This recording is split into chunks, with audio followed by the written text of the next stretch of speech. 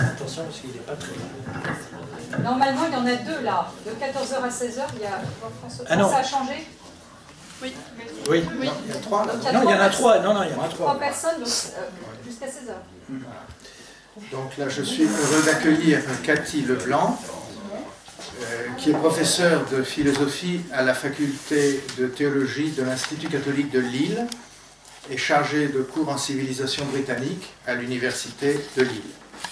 Donc vous êtes titulaire d'un doctorat et d'un post-doctorat canonique de philosophie, ainsi que d'un DEA de littérature et linguistique américaine. Je rappellerai simplement quelques-unes de vos publications.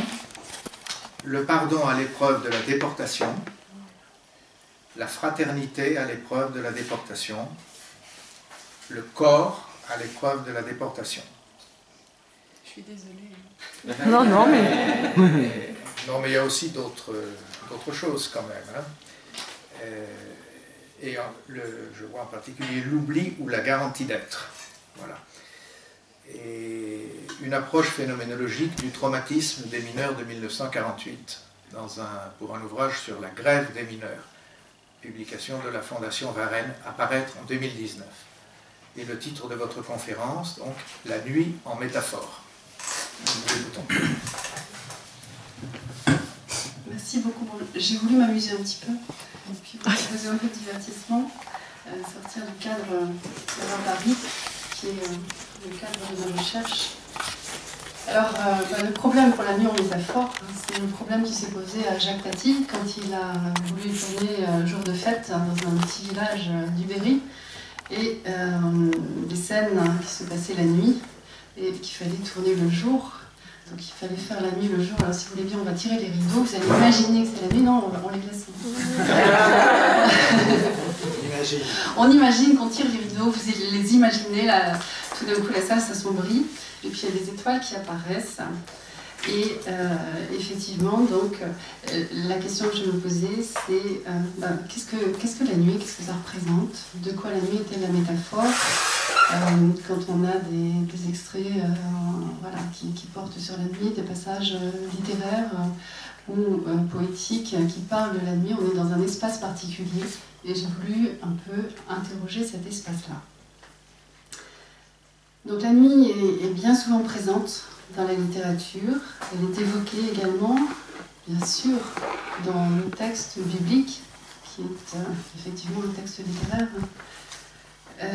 J'ai une collègue à la faculté de théologie qui travaille particulièrement sur la narration dans le texte biblique, personnages fictifs.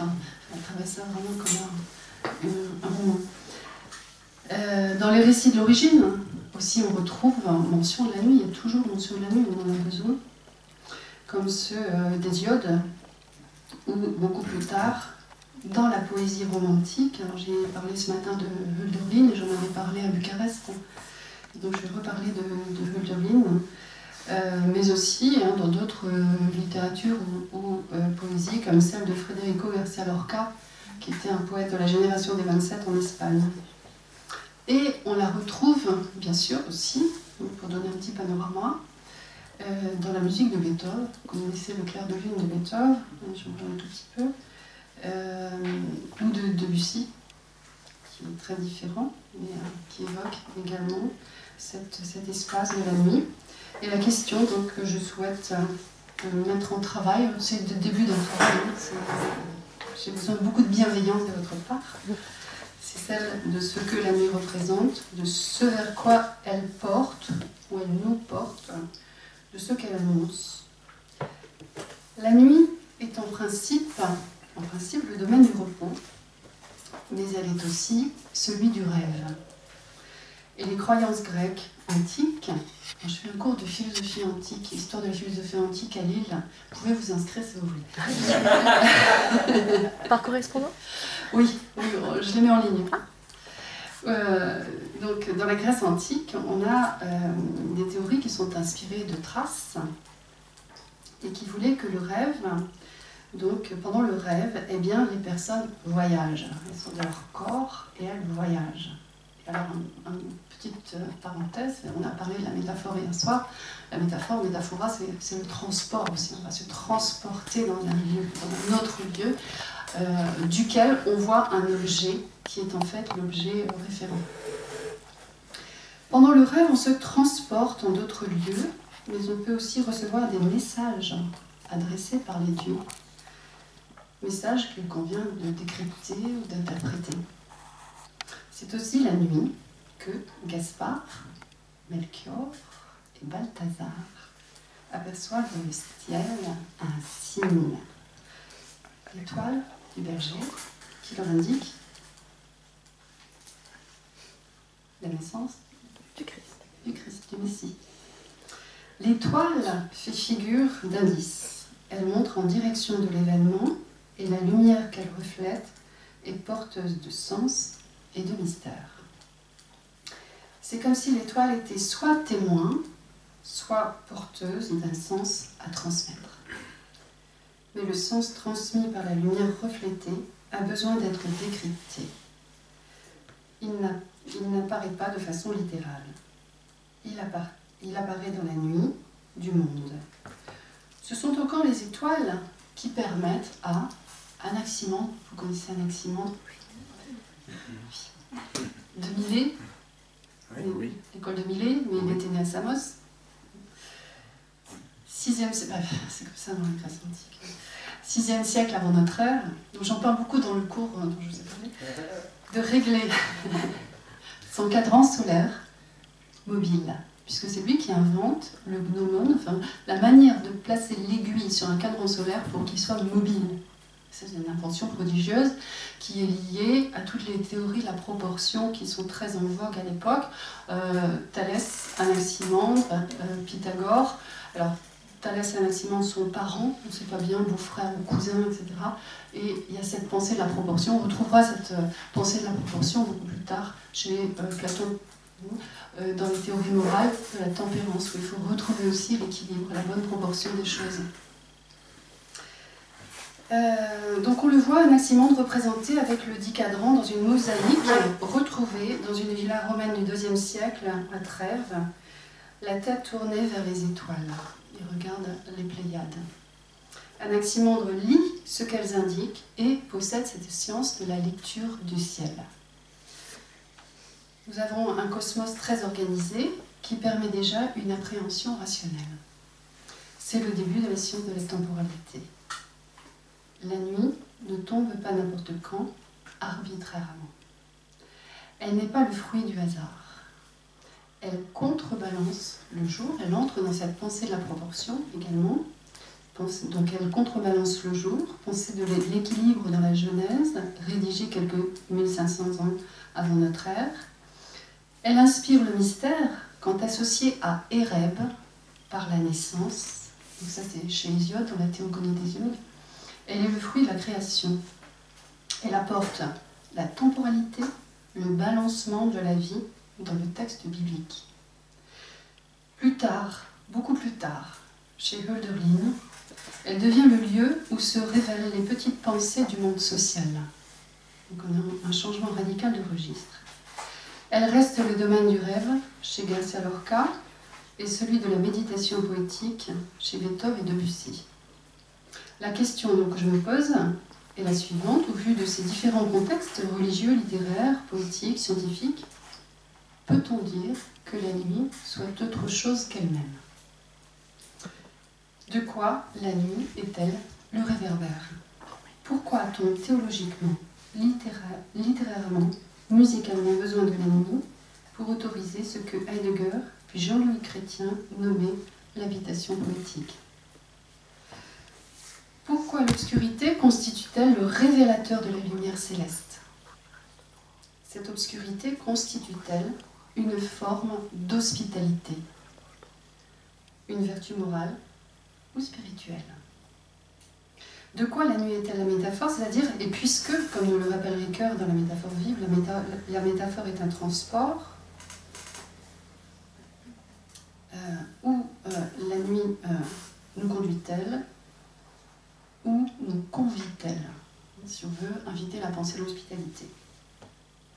Donc on va regarder un petit peu les exemples que j'ai cités, qui sont des exemples différents les uns des autres et parfois en opposition. Alors la nuit dans les récits de l'origine. Je vous lis un petit extrait de cette théogonie d'Hésiode. En tout premier de tout, Chaos vint à être, et ensuite Gaïa, au sein généreux, le foyer solide de toutes choses pour toujours, et le brumeux tartare dans un recoin de la terre sillonné de larges voies, et Eros, qui est le plus beau parmi les dieux immortels, celui qui délie les membres et qui subjugue en leur cœur l'esprit et le conseil avisé de tous les dieux et de tous les hommes. De Chaos naquirent Éreb et la sombre nuit, et de nuit encore sortirent Éther et jour, qu'elle conçut et porta après s'être unie d'amour avec Éreb. Éther, en tout premier, produisit Ouranos étoilé, égal à elle, pour la couvrir entièrement sur tout son pourtour, pour être le foyer solide des dieux bénis pour toujours. Ensuite, elle produisit de hautes montagnes, charmants repères de nymphes divines qui demeuraient dans les montagnes boisées. Elle donna aussi naissance à la mer, stérile, grosse de ses marées, Pontos, sans les délices de l'amour. Et puis, ayant couché avec Ouranos, elle enfanta Océanos, au profond tourbillon, et Koios, Krios et Hyperion, et Apectos, voilà, etc., etc.